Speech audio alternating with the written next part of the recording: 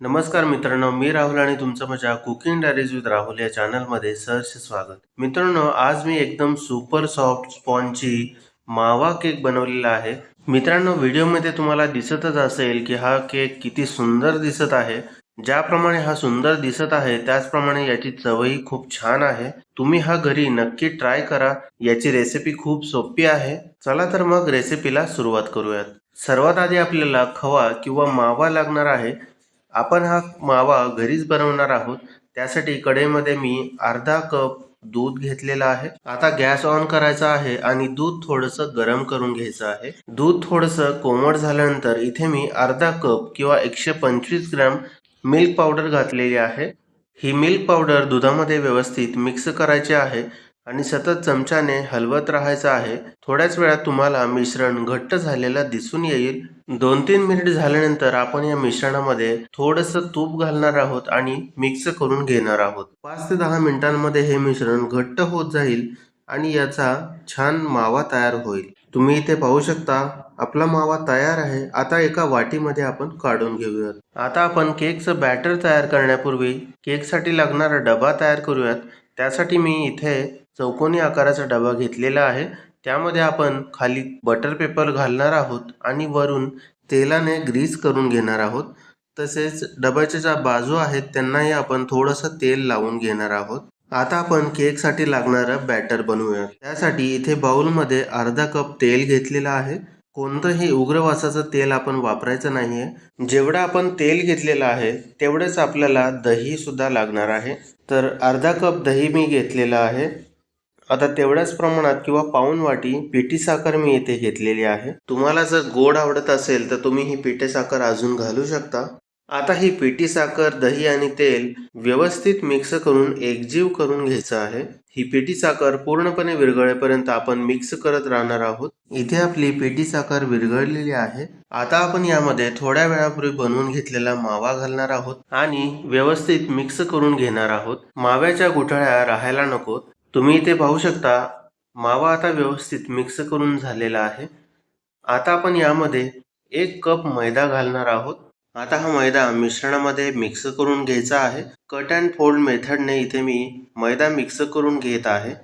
मैदा mix केल्यानंतर इथे मी 1 tablespoon baking powder घालत आहे. सोबत 1/4 टीस्पून बेकिंग सोडा घालणार आहोत. आता हा बेकिंग सोडा आणि पावडर व्यवस्थित मिक्स करायचे आहे. इथे तुम्ही पाहू शकता आपलं बॅटर खूप घट्ट झालेलं आहे. बॅटर थोडंसं पातळ करण्यासाठी 1 कप दूध घेतलेलं आहे. आता हे दूध थोडं थोडं घालून आपण बॅटरमध्ये मिक्स करणार आहोत आणि बॅटर थोडंसं पातळ करून घेणार आहोत. तुम्ही इथे पाहू शकता आपलं केकचं बॅटर आता तयार आहे. तुम्ही कन्सिस्टन्सी सुद्धा पाहू शकता. अशा प्रकारे कन्सिस्टन्सी आपल्याला हवी आहे. आता केकचा डबा घेऊयात आणि त्यामध्ये केकचं बॅटर घालूयात.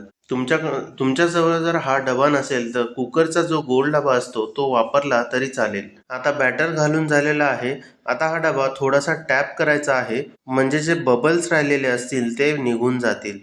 आपण मावा केक बनवतो त्यामुळे आता बॅटरवरती वरून थोडेसे ड्रायफ्रुट्स घालूयात. काही बदाम चिरून घेतलेले आहेत ते आपण पसरवून घेऊयात. माझ्याजवळ इथे थोड्याशा भोपळ्याच्या बिया होत्या त्या सुद्धा मी इथे घालत आहे. तुम्ही या जागी पिस्ता वापरला तरी चालेल. हा केक बनवण्यासाठी तुम्ही तुमच्या आवडीचे कोणतेही ड्रायफ्रुट्स घालू शकता. आता आपण केक बेक करून घेऊयात. त्यासाठी मी इथे केकचा डबा बसेल इतकं मोठ्या आकाराचं ॲल्युमिनियमचं पातेलं घेतलेलं आहे. त्यामध्ये आपण एक स्टँड घालायचा आहे आणि केकचा डबा स्टँडवरती ठेवायचा आहे. आता पातेल्यावरती बसेल इतकं एअरटाईट झाकण आपल्याला ठेवायचं आहे. इथे माझ्याकडे काचेचं झाकण होतं ते मी इथे घातलेलं आहे. या झाकणाला होल दिसत आहे ते सुद्धा मी बटर पेपर घालून बंद करून घेतलेलं आहे. आता गॅसची फ्लेम 5 मिनिटांसाठी मोठी ठेवायची आहे आणि त्यानंतर फ्लेम एकदम बारीक करून 35 ते 40 मिनिट हा केक बेक होण्यासाठी ठेवायचा आहे. तुम्ही इथे पाहू शकता 40 ते 45 मिनिटांनंतर आपला केक तयार आहे. केकला छान कलर आलेला आहे. केकमध्ये टूथपिक घालून दाखवत आहे. तुम्ही इथे पाहू शकता टूथपिक एकदम स्वच्छ आहे म्हणजे आपला केक पूर्णपणे बेक झालेला आहे. आता हा आपण केक बाहेर काढूयात आणि थंड होऊन देऊयात. 10 मिनिटांनंतर आता केक पूर्णपणे थंड झालेला आहे. आता आपण सुरीने केकच्या सर्व बाजू मोकळ्या करून घेऊयात.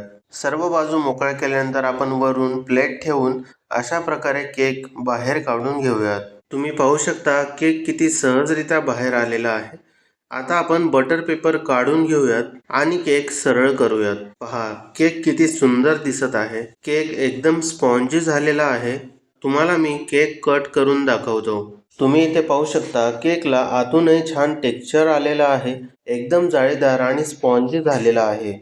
तर अशी ही मावा केकची रेसिपी तुम्ही नक्की ट्राय करा. तुम्हाला ही रेसिपी आवडली असेल तर लाईक, शेअर, कमेंट नक्की करा आणि माझ्या चॅनलवरती नवीन असाल तर सबस्क्राईब नक्की करा.